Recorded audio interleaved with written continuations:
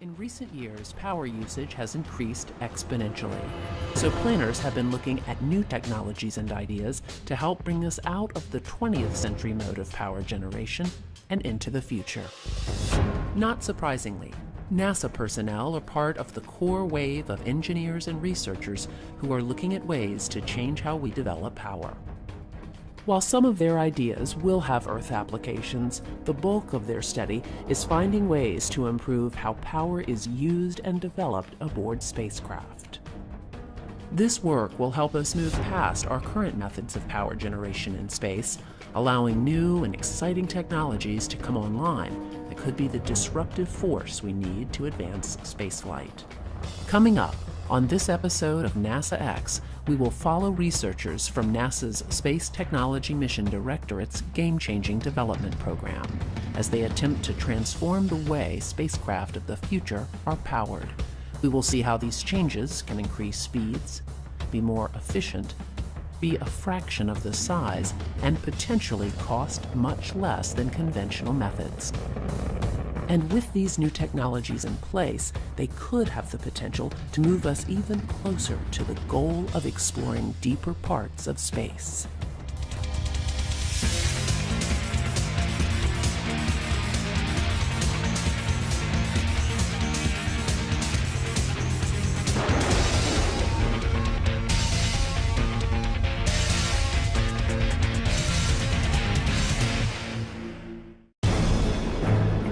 Since the beginning of spaceflight through today, there have been huge improvements in the technologies surrounding vehicles that travel in space.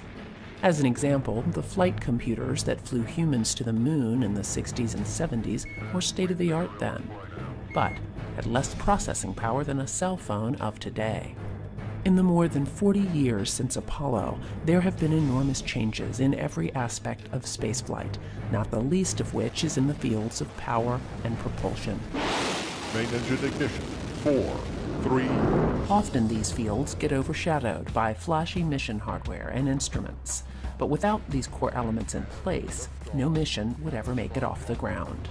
Because power and propulsion are so important, NASA's Space Technology Mission Directorate is taking steps to continue improving our understanding by ensuring that next-generation technologies will work as expected and help move us past our current methods of travel. They have broken power and propulsion up into two major categories. The first is in the field called in-space propulsion, which refers to the development and testing of different types of thrusters that are used in space. While the second area is called space power, which studies how power is generated on orbit, such as solar arrays, for example, and also how we store energy with batteries and fuel cells.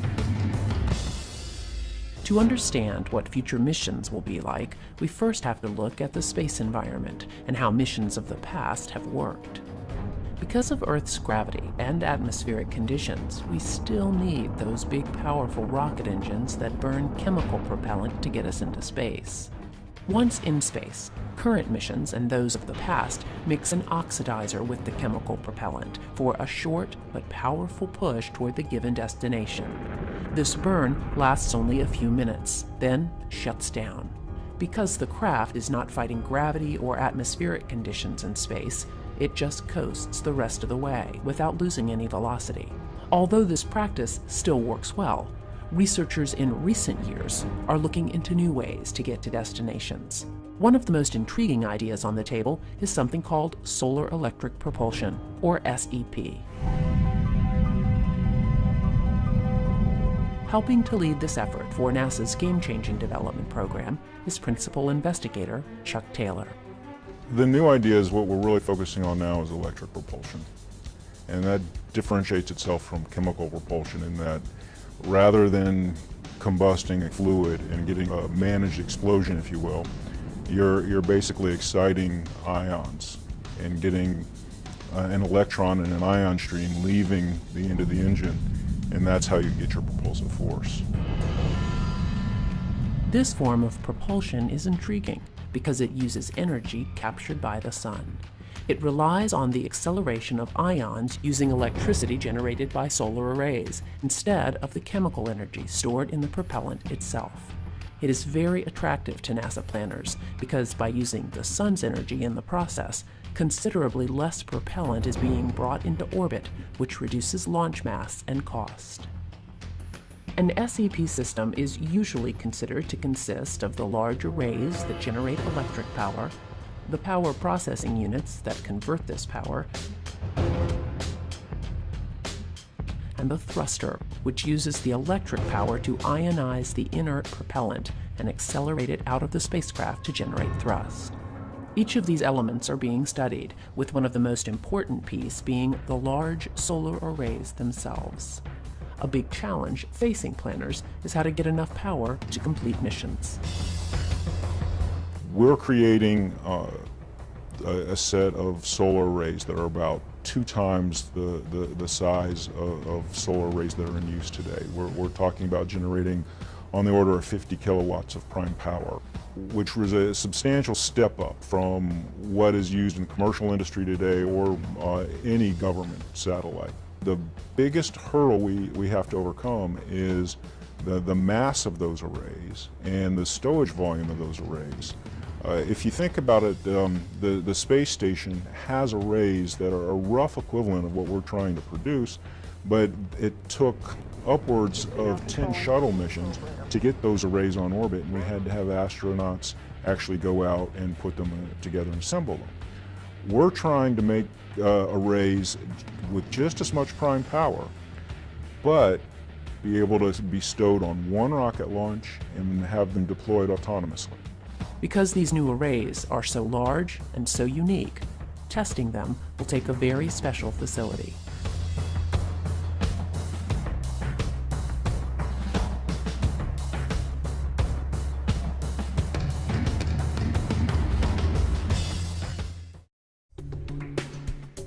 Just outside of Sandusky, Ohio, is one of the most important testing chambers in the world. Called Plum Brook Station, this NASA facility is home to the world's largest space environment simulation chamber. At just over 100 feet wide and 122 feet tall, it is possible for researchers to perform full-scale tests of spaceflight systems in a vacuum and temperature environment ranging from low Earth orbit to deep space and planetary surface conditions. You may have seen this facility before if you saw the first Avengers film. But the real-world applications that NASA is developing here have the potential to be more revolutionary for future space missions than anything Hollywood could think up. NASA's Carolyn Mercer walks us through the facility to explain how next-gen solar arrays will be tested. This is the Space Power Facility at NASA's Plum Brook Station. It is the world's largest vacuum chamber, and we are going to bring one of our solar arrays right in here to determine whether or not it really is going to be able to autonomously deploy in the conditions that simulate space, namely a vacuum and hot and cold temperatures. Just like a tall ship, we have masts that are going to be used to hold our cryo shroud and booms and spreader bars to attach to the vacuum chamber here. The cryo shroud itself is called that because it is going to be cryogenically cooled to get us to minus 60 degrees Celsius and then warmed up to plus 60 degrees Celsius. This cryo shroud is big. It's 40 feet in diameter, 40 feet high, but it's big enough to hold our about 30-foot diameter solar array wings. As Carolyn mentioned, NASA will be testing these new 30-foot solar arrays in this facility. Of course, solar arrays in space are not new, having been used for decades to power spacecraft. But if we are to move past low Earth orbit and into deeper space, new technologies like improved solar arrays will need to come online. Solar arrays are flying right now. Commercial satellites are flying solar arrays. And the International Space Station flies solar arrays as well. For comparison, the new arrays that we're building right now are going to be about 20 kilowatts of power. They'll provide about 20 kilowatts of electrical power. And they're about 100 meters squared in size. So for comparison, for a single solar array wing on the space station, you'll get about half again as much power, so about 30 kilowatts, but it's 3 times bigger, much larger area. And for a commercial satellite using solar arrays, the state-of-the-art is about half the power, about 10 kilowatts. But the important thing is that the state-of-the-art uses rigid panel construction, we call it. So the solar cells themselves are fixed onto like a honeycomb structure. We're not doing that anymore. We have this really novel, flexible blanket technology, so that combined with high efficiency cells and lightweight structures, we can get very large arrays. So for instance, we're building about 20 kilowatt sized wings right now. You put 2 of them on a spacecraft, you get about 40 or 50 kilowatts of power. That will enable you to do exciting missions like the asteroid redirect mission. The very same design can be scaled up to, let's say, 250 or 300 kilowatts, and that would allow us to send people out to an asteroid. And then the same technology can be scaled up yet again to maybe 800 kilowatts, and we can send people to Mars. So I'm really excited about this technology because it is the stepping stone for how we're going to explore space differently. And this matters a lot because solar electric propulsion, for which these wings are, we're developing, it's a much more economical way to explore deep space with people. The solar arrays address the solar and electric part of SEP. But what about the propulsion? Here at NASA Glenn, researchers are working on new thrusters that will work in concert with the arrays to power these new devices. Thrusters like these use the electricity captured by the arrays to ionize the fuel, which in this case is xenon, to produce the thrust that pushes the craft forward. Although this technology has been around for decades, the more than 200 satellites already using them only have very small thrusters. NASA needs much larger devices to move us further into space, so there is a big push to build these devices. Here we have a 12 kilowatt Hall thruster. Hall thruster technology is also being invested in by Game Changing to provide high fuel efficiency, higher power, higher thrust capabilities for in-space propulsion.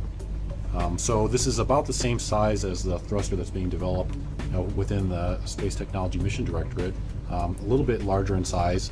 The improvements that we're trying to make by studying these devices is increasing lifetime, an order of magnitude, increasing power, and increasing the exhaust velocity of the ions. That exhaust velocity is a higher specific impulse, and it provides better fuel economy essentially. And what we're trying to do here under the Game Changing is really push on 3 critical areas. The power level, so 2 or 3 times the current state-of-the-art power level.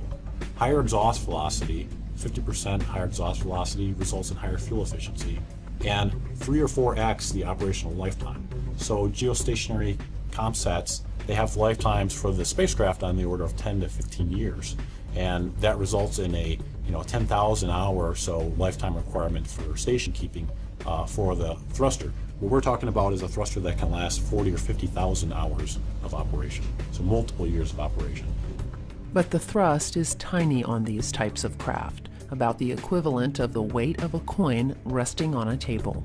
But a major benefit is how long they can burn. Instead of the quick and powerful burn for a few minutes like a chemical rocket, these ion thrusters can burn for thousands of hours, which allows that tiny amount of thrust to build up into speeds needed for deep space missions.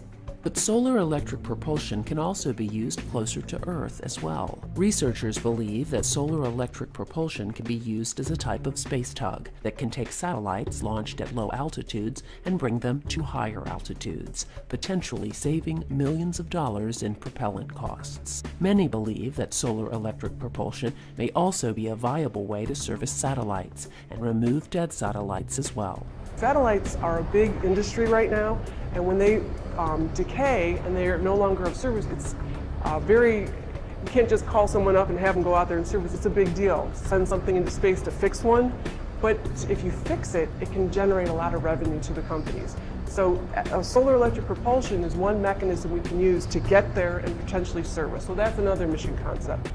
But it also can get rid of the broken down satellites that are cluttering up our orbits, what we call our space debris problem. So there are a multitude of commercial applications in and around Earth for solar electric propulsion. As SEP technology gets larger and larger, researchers also see a need for thrusters to get even smaller. With that thought, NASA researchers have been working on thrusters generically called microthrusters that can make small but precise maneuvers. We're working with microelectric spray thrusters. Those are basically the size of a sugar cube. And rather than working, trying to push very large spacecraft, asteroids around, we're talking about trying to do a couple things. Provide main propulsion for CubeSats, the very small satellites that are now going into use for university research. Other government agencies are using them for various purposes. And to date, they've been launched without propulsion. So we're creating thrusters that actually use very little power and can be used to both provide prime power for those spacecraft, but also attitude control so that you can reposition and point the satellite the way you want to when you have a sensor looking at Earth. These sensors are also so precise they can be used to point telescopes like the Hubble or the James Webb in the future. And by using these types of thrusters instead of our normal way of positioning these systems, we're hoping to greatly reduce the mass of those satellites. Our hope is that in the end, these systems are very, very scalable. I always use the analogy of the plasma screen TV. Rather than having one sugar cube with a very minute amount of thrust in it, I can string an entire flat panel together with many, many sugar cubes and reach a thrust potential close to the types of systems we're building for that asteroid retrieval mission. Now that's many years in the future, but that's what we're hoping we can get out of that technology because of the efficiency in the basic design.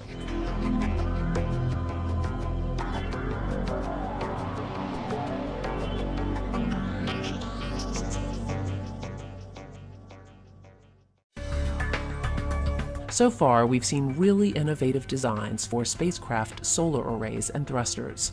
Another component that needs to be addressed for space missions is battery life and advanced fuel cell technology. Here at NASA Glenn, teams of researchers are working on next-generation batteries and fuel cells for the Advanced Space Power Systems project. The hope is that the work they are doing will revolutionize the types of batteries and fuel cells that are currently being used for space missions. What we're doing is developing advanced technologies for power systems that will enable future missions, space missions for NASA. Power is obviously a very important aspect for any NASA mission. So it's critically important that for deep space exploration, for instance, where we have very long-term missions, that we have very reliable systems, lightweight, low maintenance systems. So we're currently focusing on developing advanced fuel cell technology and advanced batteries. Batteries are useful for relatively low power, short duration needs, for instance, for extravehicular activity, EVA activities. And fuel cells are of value for higher power, longer duration needs, exceeding 1 kilowatt. Examples would be for rovers that may go out on extended missions, as well as surface systems that would provide power to habitats and tools that the astronauts would need in executing their mission, as well as landers to provide power after landing of the system, scavenging propellants, hydrogen and oxygen from the tanks and producing power for the surface operations. Without getting too technical, a fuel cell is an electrochemical energy conversion device. It converts the chemicals, hydrogen and oxygen, into water, and in the process it produces electricity. In space applications, it could power any number of devices, including rovers. Because there is a need for lighter and more efficient fuel cells, the team has completely reworked older model fuel cells and produced much more efficient systems. The other electrochemical device that we are all familiar with is the battery. A major difference between a battery and a fuel cell is that a battery has all of its chemicals stored inside, and it converts those chemicals into electricity. The downside is that a battery eventually goes dead, and you either throw it away or recharge it. With a fuel cell, chemicals constantly flow into the cell. It never goes dead. As long as there is a flow of chemicals into the cell, the electricity flows out of the cell. Most fuel cells in use today use hydrogen and oxygen as the chemicals. Because batteries are so important in spaceflight, especially for EVAs or spacewalks, there is a need to dramatically increase the length that the batteries will last. Much of the work in this lab will do just that. What our main goal is to make batteries better, make them lighter, make them safer, but provide more energy with them as well. So a lot of what we do here focuses on low-level research. What goes into the battery, not the battery itself, the different materials that go into them. And there are main components that go into a battery cell. There's an anode, a cathode, each of them made of a different material. There's a separator, and there's an electrolyte. So we do a little bit of work dabbling in each of those materials to improve how they function and then how they function together. This work has paid off. These new batteries will soon be going on for further tests into next-gen spacesuits for final validation. And because NASA is owned by the American public, much of the technology being developed today for spaceflight may soon be showing up in devices back here on Earth. As you can see, power and propulsion will be cornerstone elements to future NASA missions. And with each passing day, the brilliant researchers of NASA continue to increase our knowledge and understanding of our universe, moving us into the unknown of deep space, while enhancing all of our lives back here on Earth.